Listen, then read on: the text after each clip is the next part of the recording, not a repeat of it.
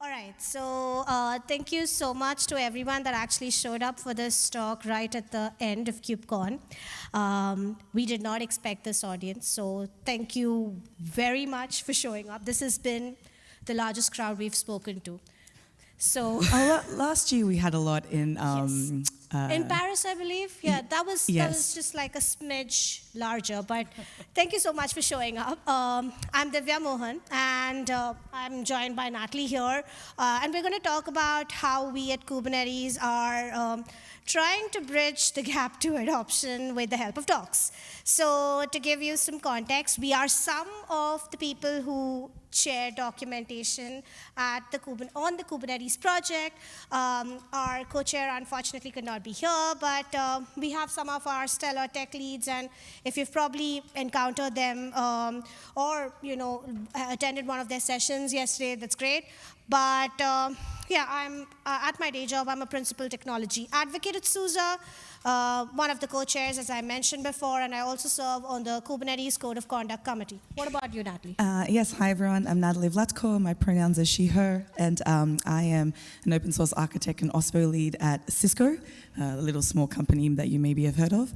I'm also one of the co-chairs of SIGDocs. I've been involved in the Kubernetes project for quite a few years, and I have recently become appointed to the To-Do Group steering committee, and the To-Do Group is a group that's part of the Linux Foundation that gets together folks who are OSPO experts, interested, OSPO curious folks who want to share best practices and information about how to help your company, your area, your domains get better in the open source program office space. And starting right out, why we're here today.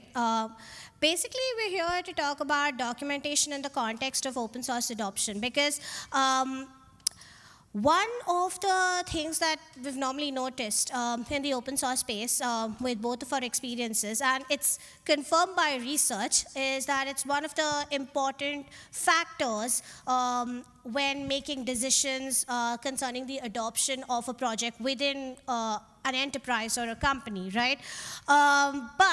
Next slide, please.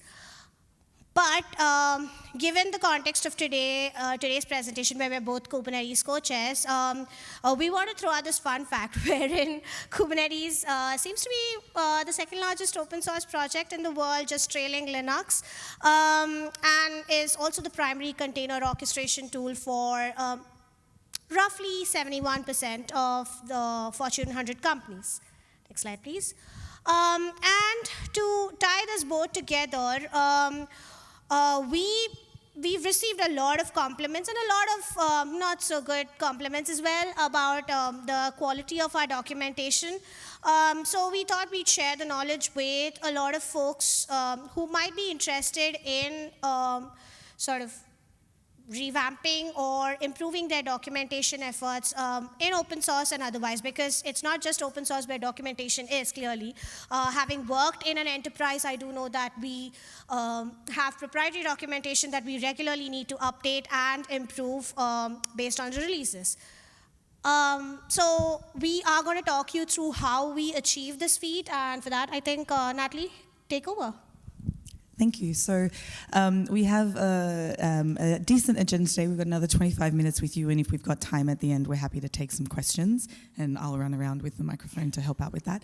But a couple of things we're going to cover today. So we're going to talk about the proximity problem when it comes to kind of teams and how we all work together, we're walking in the user's shoes, and how we embrace different voices when it comes to docs and contributions. We're going to mention this idea around the Minto pyramid principle, which is quite cool, looking at how we do a lot of community-driven development when it comes to improvements to documentation, and then the things that we would like to improve, which is where we talk about the call-outs of please help us, please contribute to docs, please, this is the way that you can actually do so. So with that, so let's go into the proximity problem. The closer that you are to a group, I'm just going to read this out loud, the more you interact with that group. This is the idea of the proximity problem, but you can't be everywhere at once, and so you have to choose the group that gets priority. Given these dynamics, is it better to be embedded within project teams or within a technical writing team? So myself and Divya, we have diverse backgrounds when it comes to tech and our work in Kubernetes. I'm a web dev by design, and then I went into engineering management, and now I work in the Kubernetes space in terms of open source.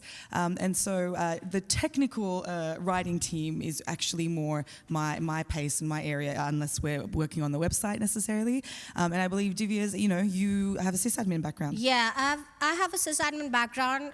Was in the trenches for around, I think, a decade before I moved into project management, and then found my way into technical writing and where I am today as a developer advocate. But given that, I believe what we just said, like we are not the experts or the technical people right now, so to say, when it comes to the documentation for Kubernetes. We've worked with Kubernetes individually in different capacities in our career, but currently, there are several more people within different SIGs, more qualified.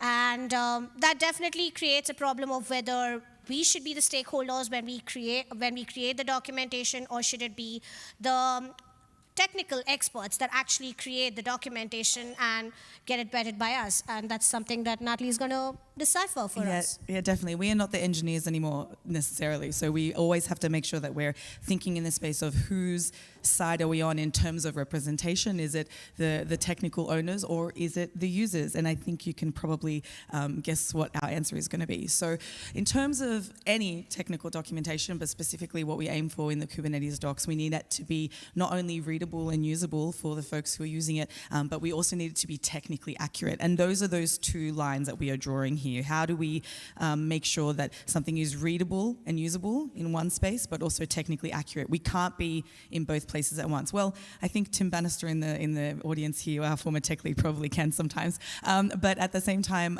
it's one of those things where we really do, in order to not only help our workloads and probably our work-life balance, but we really do have to maintain that divide. And so in the Kubernetes documentation, while we in SIG docs, we say that we own the docs, we don't own the content of the docs. And that's something that's really, really important. We own necessarily how to documentation, but then we talk about this idea of what. And so our docs requirements in the project, we talk about how we have, different features that come up with different stages of implementation, alpha, beta, graduated, and we talk about this idea of ownership in the area of KEP owners. So for folks who don't know what KEP, K-E-P, it stands for a Kubernetes Enhancement Proposal, and this is a way that we actually get features introduced and moving throughout the Kubernetes project, and it's a really specific way of how we divide up technical ownership of work that is being shipped in the project. This happens 3 times a year. If you're interested in joining the release team to help out with a Kubernetes release, you can also come and talk to us. I've been on the release team before. It was awesome. Yep. But basically, these requirements mean that these stages of implementation not only are handled by technical owners, but a lot of those features require docs. And those docs and how you actually write them and implement them, that's where we come in to help out. So we work with the KEP owners to do exactly that. We need to shape how docs are structured. And the reason that we need to do that is because we're representing the users. We want users to be able to approach our docs in a way that's readable, legible, and it has a flow so that they're getting what they need out of it, which is at maybe the beginner level versus all the way up to the administrator and app developer level. We need that flow to be consistent and usable, and that's why we in docs own that specific area in workflow. And then the what, as I mentioned before, that's the technical content that's actually owned by KEP owners, and we are always getting technical LGTMs in terms of docs to make sure that even though we have a lot of knowledge around Kubernetes as well, getting that actual technical overview is super important because the actual content of that documentation is owned by a different area, a different special interest group, and that representation of them needs to be accurate as well. So we represent in SIG docs the users of Kubernetes. We set the standards to make our docs usable, and KEP owners ensure that docs are technically accurate. So those are the 2 groups that we're talking about in terms of proximity. And we are always the ones knocking on the KEP owner's door saying, hey, you got to change this. Hey, the style is like this. Hey, please use site relative links as much as possible, etc., etc. So what we wanted to do in terms of helping to encapsulate that message, that information, we're going to put out I think every speaker is late with slides usually on Shed, so we're very sorry about that. But we will, after this talk, put our slides up, and we wanted to link here from last year how we navigate collaboration across docs, across SIGs with docs in the project that Divya and Ray and Xander were able to give last year. Xander is, and Savitha, sorry, should I say, and Xander is one of our tech leads, Savitha also involved in SIG security, and how we enable that collaboration. This is a really cool talk to understand how we do that two-team proximity problem work, and feel free to watch it on your own time. It'll start playing, so that is probably also better to start. There we go. Yeah. I fixed it. All right, Divya, over to you. Right. So Natali talked a lot about how we at SIGDocs are more, representing you as the users, and how we want to make it more user-friendly by representing y'all when it comes to actually creating docs. So what we do is we basically classify the docs based on what Kubernetes does for our various users and who actually uses them. Now, when I started out, obviously, I did not start out as a co-chair or even as an expert. I wouldn't call myself an expert still, but I did not start out knowing a lot. So there are various levels of documentation that we have. We have concepts and how-tos for people who are just getting started. So if you go to kubernetes.io/docs, you'll see that there's beginner level information with a glossary, with a page of concepts, or rather different pages of concepts and tasks and how-tos of going from scratch to having a Kubernetes cluster of your own based on the operating system you're using, based on the kind of tooling that you're using. There's a lot of material there on getting you started and getting you hands-on with Kubernetes. We previously also had Katacoda tutorials, which we had to remove because of some issues, but those also were like really good beginner-friendly resources that we had to actually go from zero to maybe a cluster of your own. And now when it comes to Kubernetes, the main people who are using Kubernetes, those are the developers, system admins, architects, etc. We have documentation for them as well. So we have like API reference documentation, a bunch of advanced conceptual documentation that may be required by folks who are working on it in a more deeper capacity. We have those as well. Next slide, please. So with this, we focus on catering to different skill levels, not and it could be someone as new to Kubernetes as getting started with the cloud native ecosystem in general. And we want to ensure that it is consistent, it is recognizable. So the language that we use, which we shall get to in a bit, is also very consistent, and we make sure that when we are evaluating the documentation, you get that consistent voice from us rather than it being inconsistently structured and inconsistently driven across the board. The reason being, one study actually did show that the voice and the tone of the documentation that you write actually does have an impact. It's one of those really small things that you do not really notice, but it does have a huge impact on a consumer and how well they are able to grasp the information that you are conveying in your documentation. Which brings me to the voice bit, because if you've noticed our documentation, any of it, there is no first-person reference. It's not, there's no passive voice usage. If you notice that, please obviously do flag it, because that's a part of our style guide that we consciously did not use all of those, but this is how we actually ensure that the voice is consistent across our documentation. And within SIGDocs, we actually use active voice to make documentation easier, so that the user, when they complete a particular task, it is it is the user that we're addressing. It's not a passive, service that we're providing. So it basically gives you or empowers you to take responsibility, and it also, positions you as the subject rather than a passive consumer of documentation. Again, throwing back to the style guide that we have here, y'all can visit this link. And it's a constantly updated style guide. We have made edits to it, so this is not a set in stone sort of a thing. This definitely gets updated as and when we find things that would be beneficial for our end users to consume. And we make edits to it. I think we recently had a couple of edits a couple of months back. So we address the user or the consumer of the documentation as you, and use active voice all across the documentation. And we've always stressed on the usage of direct language. We do not want you to write Shakespeare in prose. That's not the end goal of documentation. Like, I'm pretty sure nobody would like reading Kubernetes documentation in Shakespeare in prose. It's already very difficult. Let's not complicate it. It's a cool idea for a talk, translating Kubernetes documentation to Shakespeare. And it would be, and it would even be worse if we were to use flowery language to actually translate across different languages, right? So we ensure that the language is simple, it's easily consumable, and it is addressed to the user that's actually consuming these talks. And with that, I think I'll hand it over to Natali to cover the next few aspects. Yeah, so we talk about how we're addressing users and how it's really important to be direct and communicable in that way.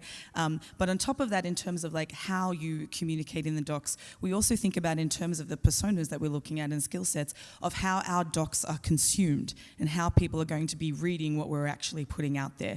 And there's this really, really cool concept called the Mento Pyramid that we want to talk about here, the Mento Pyramid principle, that helps us actually structure how docs should be consumed for us, specifically in the Kubernetes project. So the Mento Pyramid principle, for folks who don't know, it's a framework for documentation specifically in the technical writing world, and it structures information like a pyramid. So the idea is that at the very top is the most important takeaway, and then you go down in that structure to the most and least well, I don't want to say least important, but let's say you're getting more and more granular in terms of the information that you need. And this concept is really interesting for quite a lot of factors, because we talked about personas before, and we need to understand, and we constantly are asking and engaging with users and contributors, how you're using the docs. Why are you using the docs? People may just say, oh, people want to learn how to use Kubernetes. Okay, great. What are you using it for? Are you using it for your work? Are you doing hobby projects at home? Is this something that you had to do because your boss told you? Are you moving careers into SRE or something, for example? Or are you taking an exam? All of these different kinds of use cases is something that we like to try and focus on in terms of docs consumability, and the Mento Pyramid principle helps us do exactly that. What we want to be doing with that specifically, if I go to the next slide, as you can see, 79% of online readers strictly skim content when it comes to docs, especially docs that are so vast and so detailed like the Kubernetes documentation. And so we want to make sure that we're using something that we call scannable text principles in the documentation style that we employ there. So what's a scannable text principle, for example? Subheadings. Having the main key takeaways at the top. Bullet points is a very good scannable text principle. Things like this that seem a little bit sometimes obvious, but you're not sure why. It's really grouped into these kinds of documentation principles to make sure information that you need is being highlighted in the places that you need it. And so our doc style guide, again, is very, very much influenced by how general users read on the web. I've got information about that study in this slide as well, where we want to be making sure that any use case or any possible use case that any of our personas have can actually be looked at and be good with the documentation that we provide. And so I mentioned exams before, and this is a really great use case that a lot of people don't kind of think about that often. You know, when people are taking the CK and CKAD, they're often kind of study cramming. these folks know usually how to use Kubernetes, but those exams are hard, and they're hard on purpose, but we make sure that our documentation is kind of geared into helping folks with these exams as well, so they can kind of, study for those last 3 or 4 hours before they're kind of taking those tests. I know a lot of people who do it, and it's the docs structured in the way that we do around this mentee pyramid principle is actually really, really great for this kind of use case. So it may not seem as an obvious thing, or like, why would SIG docs care about people taking the docs exams? Well, it's again one of the different personas and different reasons why people would be using our docs, and why we want to improve the readability of that. So the mentee pyramid principle is something that it's a very nerdy tech writing thing, but if you ever want to hear more about it, please come speak to Divya and myself, because it's a really cool way to structure your information for projects. All right, and now we're going to go into some community-driven development. We've got 10 minutes, Divya. Right. So again, we talk about docs, another really great, and contributing to them, and another really great way to generally contribute to docs, and we say this to folks all the time, is actually using them. If you need to follow a tutorial, and it turns out that maybe a step that you've replicated is wrong, but you know the right one, put in that PR to fix the docs, for example. This is something that I can't stress enough. The best way to contribute is to use the docs and possibly find those things that could be fixed in the first place. And this is part of the community-driven development work that we want to kind of chat about today. The Kubernetes documentation, it may come as a surprise, but it's never perfect or complete. And this is something that we stress consistently. We have 3 releases a year, I mentioned, and again, because we have different features graduating to different stages, we have to update different feature flags, different features that are new need documentation because they're user-facing. Just having docs and having a docs team as part of the release team 3 times a year, you're constantly going to get these updates. On top of that, we have 16 localizations, including English, in terms of what the languages our docs are available in. And there is no way they are always up to date either. In fact, the amount of edits and changes and improvements that come into English docs, there is a natural lag that will happen for our localization teams, and they're always trying to make sure that they're catching up to give their users the best experience on the doc side too. And then finally, on the version documentation side, in terms of support, that's another reason why docs aren't always going to be perfect. There are going to be different versions of docs when different features come about, and that's something that adds to the inconsistency of completeness when it comes to Kubernetes documentation. So we need continuous contributions, and that comes from a very dedicated community, I like to say. We are all pro drive-by contributors. If you just want to do 1 or 2 things, definitely get in contact with us. That's something that we're absolutely happy to accept. But with that, we also have this idea in mind of making sure that we're keeping those users in mind in terms of readability. And we're also keeping in mind a couple of things where I put my engineering manager hat on for a second, in terms of what contributions that we want. Would the docs be improved with a certain change? This is a question, especially in SIG docs leadership, we ask in PRs and issues and in meetings all the time. Is this an improvement? Are the docs better after this merge? And the majority of the time it is yes, and that is why we're leaning towards wanting to get that contribution through. Is it perfect? Doesn't need to be. But are the docs improved and better because of this? Great. Let's try and push forward with this change. And so that's why we talk about that. We encourage PRs that are good enough. It is really, really hard to, as a contributor going maybe somewhat quite new into the project, and you're putting a PR through, and you're doing a lot of back and forth comments and reviews, and it's a long, drawn-out, kind of maybe possibly painful process, because there is maybe a reviewer or 2 who wants to get the things that you're submitting perfect and exactly right. That experience sucks. And we want to make sure that there's a bit less of that, there is a bit less of that. Are these docs good enough? Is this change already an improvement? And can we make another PR to make the improvement better again? This is something that is I think in the last couple of years for docs is a bit of a new leaf, where we're really trying to just get the changes out there and get the experience to be better. And with that, each contribution has an engineering cost. This is something that, especially when I used to manage engineers, I used to talk about how long is this going to take? How much of your time and context switching is this going to take? And so on and so forth. There is an engineering cost to every contribution. And so when we talk about good enough, we do still have a certain baseline and a certain standard. And what we talk about there is this idea of trivial edits. Again, a drive-by contributor might just see, oh, there's a small typo in this equivalent of 3 pages of documentation. I'm just going to submit this small fix. Putting that through, getting the review to happen, getting the merge to happen, getting the PR wrangler that we have on the week to actually see the notification. I'm so guilty of this. It's something that comes at a cost. And so what we want to do is encourage folks to ask themselves, can this doc be improved further? Maybe you find a second, third spelling mistake. Maybe you see that actually this big chunk of information would be better suited into a bullet point format for better readability. And you're giving your reasoning as to why, because it helps you maybe read something this way. Those are the kind of contributions, drive-by or not, that are really great for us to receive, because it shows us that you're thinking about how the docs are going to be improved for you, the user, in terms of how you then consume the docs. And that's the absolute golden standard for me, and I think Divya and a lot of other docs maintainers when it comes to PRs that are coming through. So yeah, every contribution has an engineering cost. I can wax lyrical about this topic for a long time, so I'm gonna move on.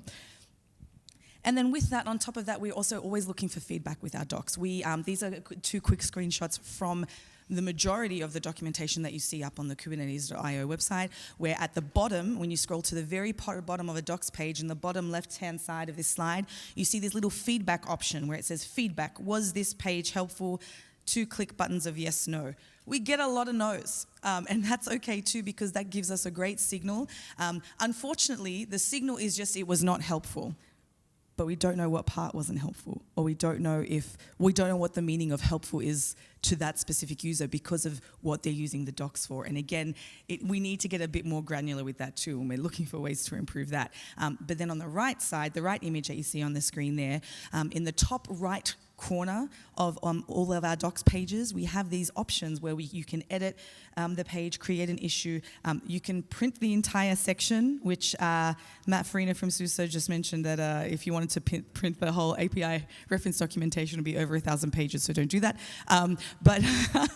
But we also add this here so that folks can see and have a bit of a call to action that, wow, I can contribute to this thing that I think is maybe could be better, and that's something that we're always hoping to highlight to users as well. So now I'm going to touch upon the fact that although we've given you all these tips and tricks, we're not the standard. We are not perfect, and this has been drilled consistently, I know that, but we are also looking on ways to improve the documentation. One of the things that we're looking to improve is our API reference documentation and the way we generate it. In fact, if you were not able to catch this talk at this KubeCon, I think it was just yesterday. It was yesterday. Yeah, it was just yesterday, and probably in the rooms beside, to the side of us. But this is something that we are actively trying to revamp as a project. We have a sub-project dedicated to reference documentation, but again, it has a lot of issues because it has a lot of code that is basically needs to be revamped, and we are looking for help. So if y'all are proficient with Go and would like to contribute. Yeah. Or Python, because it's just a bunch of batch scripts that call a Python script. Please help us. Yeah, we are looking, like we've iterated this request everywhere.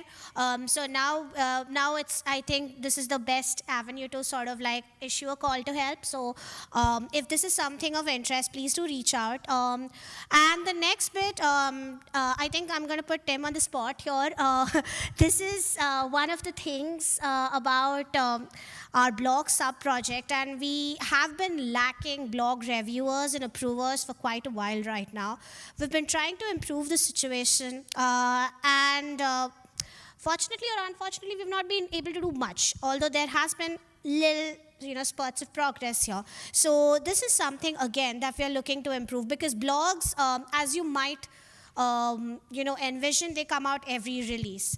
And almost we have like feature blogs, we have a release blog, we have blogs that just do not fit anywhere in a release, but are just like use cases and case studies and stuff like that. So there's a lot of work in the blog sub project as well with respect to approval and reviewing, and we need people. Like all of this is still very much done by people with actual personal lives whenever we find time.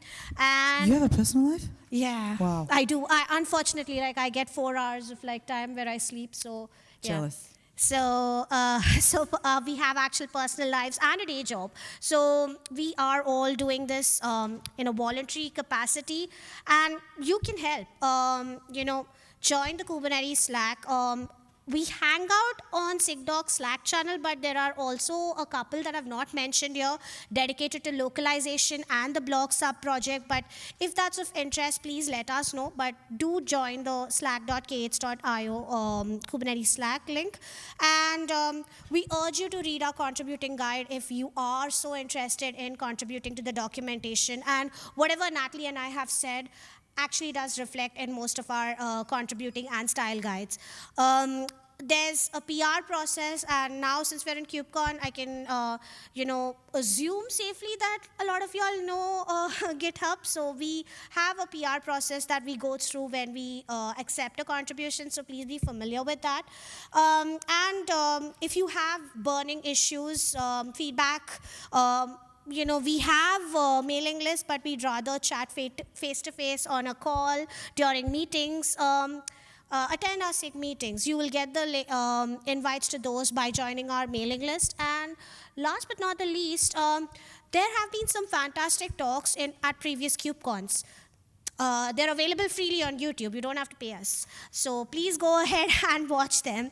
And Tim here has actually given a good talk with Celeste and Brad about the introduction to Kubernetes docs. So please go ahead and watch it. And if you're a new contributor, want to get started, attend the monthly new contributor meet and greet that we have for SIG docs.